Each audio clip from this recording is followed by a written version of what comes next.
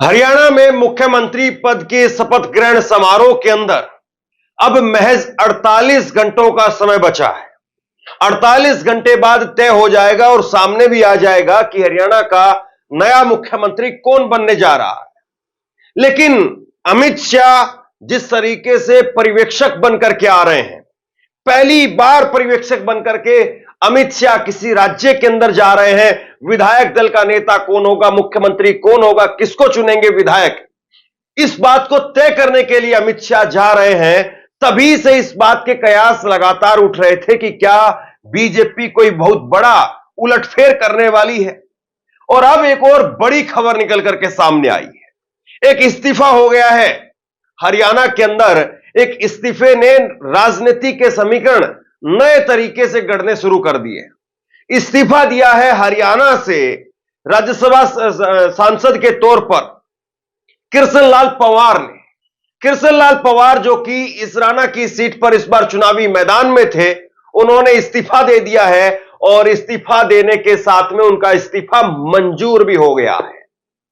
अभी 2022 में ही वो राज्यसभा के अंदर चुने गए थे। उस वक्त में ओम प्रकाश धनखड़ बीजेपी के प्रदेश अध्यक्ष थे और मनोहर लाल खट्टर बीजेपी के मुख्यमंत्री थे। उनकी अगुवाई में, यह तस्वीर जरा आप देखिए, मनोहर लाल खट्टर कृष्णलाल पवार के साथ में मनोहर लाल खट्टर आप इस तस्वीर में देख सकते हैं। तो तस्वीर बताती है कि ज्यादा पुरानी नहीं है और कृष्णलाल पवार उनके नाम का क्या वाकई बीजेपी दांव खेलने जा रही है हरियाणा के अंदर। कृष्णलाल पवार एक दलित चेहरे के तौर पर भी है और बीजेपी लगातार एक नई राजनीति तलाश कर रही है हरियाणा के अंदर कि जाट जो कि करीब करीब 25% के आसपास बताए जाते हैं, तो करीब 21% ये दलित हैं।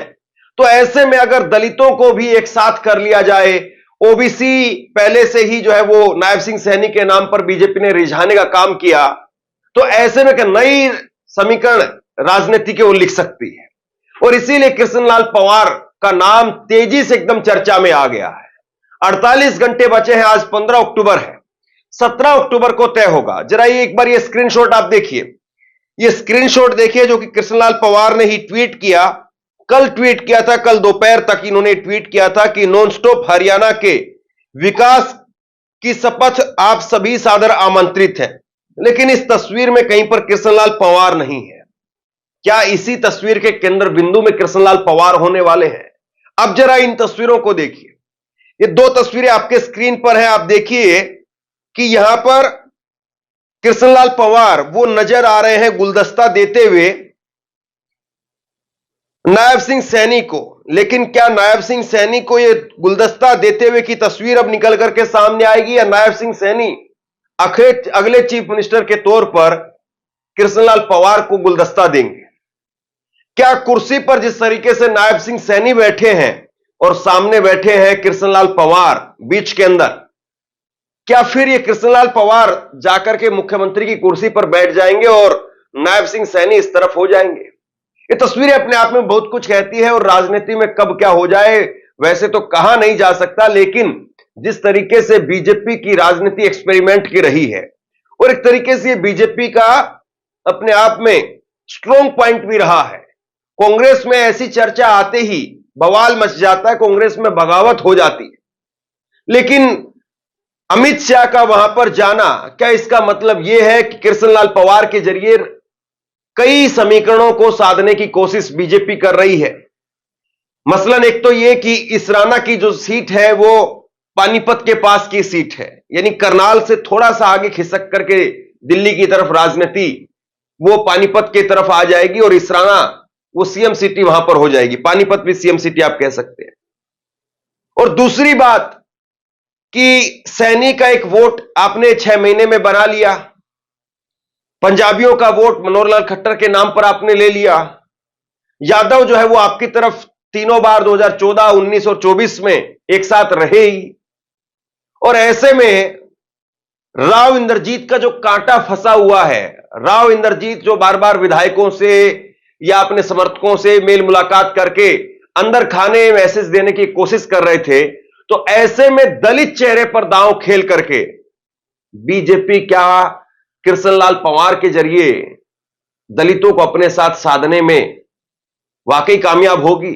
और कृष्णलाल पवार का नाम इसलिए भी खास हो जाता है, इसलिए भी महत्वपूर्ण हो जाता है कि महाराष्ट्र के चुनाव में क्या फिर बीजेपी ये दलित कार्ड को और भुनाने का काम करेगी। वहां पर बीजेपी कोशिश करती है किसी न किसी तरीके से दलितों को अपने साथ लेने की। बहुत बार कोशिश यह भी चलती है कि रामदास अठावले हो या प्रकाश अंबेडकर हो, महाराष्ट्र में दलित वोटों को अपने साथ बीजेपी खींचने की कोशिश करती है।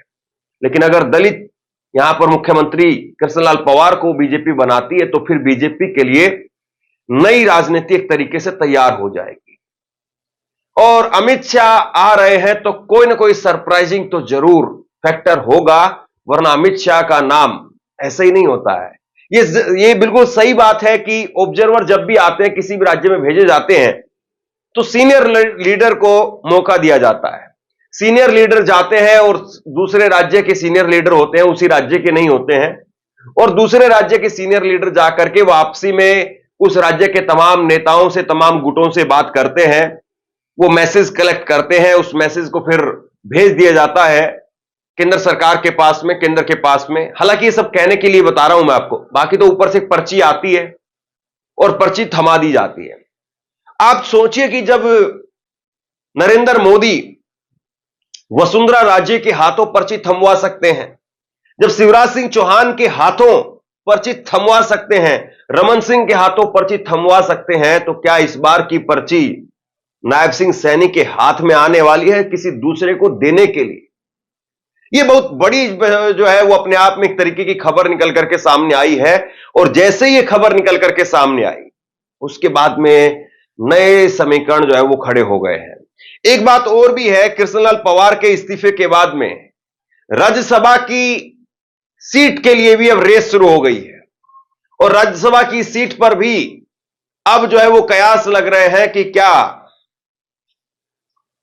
जो है कुलदीप बिश्नोई को मौका मिलेगा। कुलदीप बिश्नोई भी बैटिंग कर रहे हैं। कुलदीप बिश्नोई जाकर के जगदीप धनखड़ से मुलाकात करने का काम किया। अब एक तरीके से वैसे तो जगदीप धनखड़ साहब जो है वो उपराष्ट्रपति के पद पर हैं, लेकिन पिछले कुछ दिनों में जिस तरीके से उन्होंने मुलाकात की नेताओं के साथ में, चाहे चौटाला परिवार के साथ में मुलाकात की, बताया यह भी जा रहा है कि 2 विधायकों वाली चौटाला पार्टी की इनेलो पार्टी जो है वो भी बीजेपी गठबंधन को अपना जो है वो बीजेपी के साथ में गठबंधन कर सकती है, अपना समर्थन दे सकती है। तो जिस तरीके से ये मेल मुलाकातों का सिलसिला शुरू हुआ है, इसके बाद में अपने आप में बहुत बड़ा जो है वो सवाल खड़ा हो गया है कि क्या बीजेपी एक नए सिरे की राजनीति हरियाणा के अंदर चलने वाली है। और अब पूरी तरीके से हरियाणा में बीजेपी 50% का एक ऐसा वोट बैंक तैयार कर रही है जो कांग्रेस के नीचे की जमीन जो है वो पूरी खिसका दे। क्योंकि कांग्रेस के पास में भूपेंद्र सिंह हुड्डा के नाम पर जरूर जाटों की एक राजनीति तो जरूर आई, लेकिन दूसरा जब तक वोट आपके साथ में नहीं जुटेगा। और इस बार के चुनाव में कुमारी सैलजा के नाम पर जिस तरीके से बीजेपी ने लगातार दलितों के नाम पर अटैक किया कांग्रेस के ऊपर, तो कहीं ना कहीं दलित जो है वो हरियाणा की राजनीति में अभी भी एक बहुत बड़ा फैक्टर है।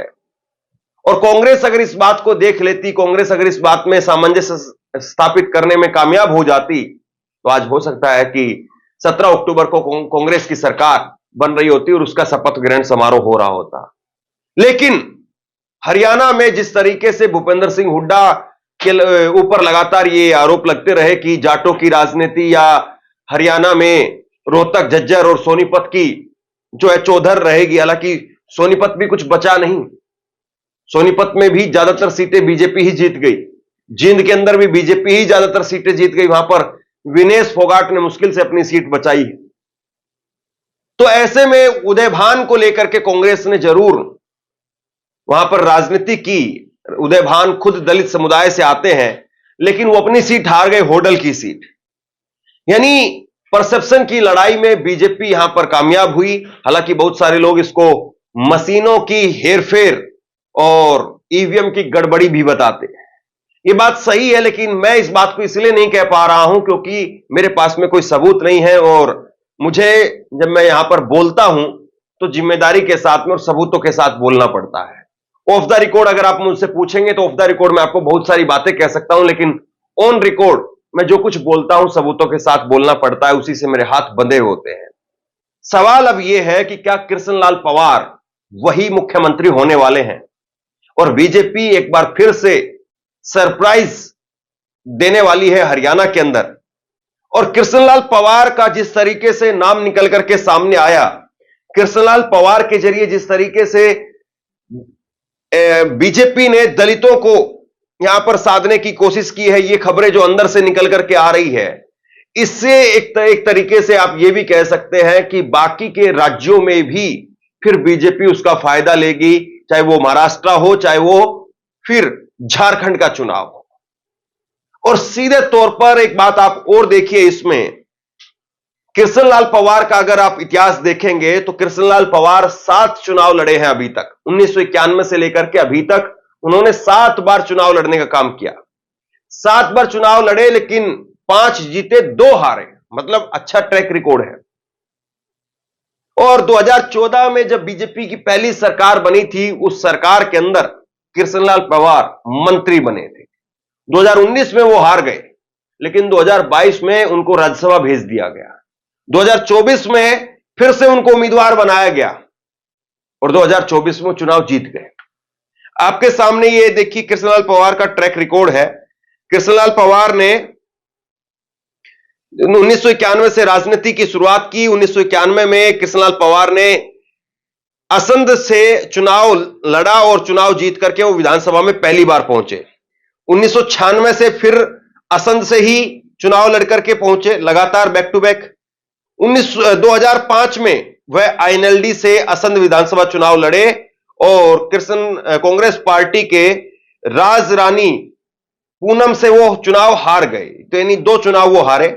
फिर उसके बाद में 2009 में फिर वो इसराना की सीट पर चुनाव लड़ा, एक स्वतंत्र उम्मीदवार बलबीर को हरा करके वो हरियाणा विधानसभा चुनाव पहुंचे और 2014 के अंदर वह इसराना में विधानसभा चुनाव के लिए फिर से लड़े और कांग्रेस के बलबीर सिंह को जो है वो हराया उन्होंने और वहां पर फिर मनोहर लाल खट्टर की सरकार में परिवहन, आवास और जेल मंत्री बनने का काम किया।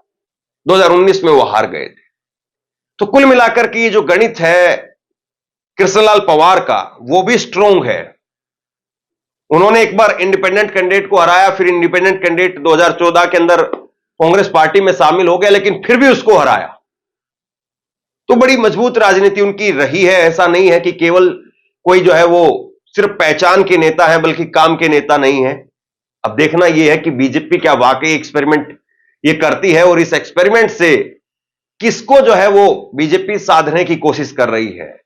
क्या राव इंद्रजीत का कांटा बीजेपी को बहुत हद तक चुभ गया था और इसीलिए ये हुआ है। टेक्निकली उनको जो है वो शपथ लेने से पहले जो है वो अपनी सदस्यता छोड़नी थी, लेकिन इतनी जल्दी क्यों हुआ, ये अपने आप में बहुत सारे सवाल खड़े कर रहा है।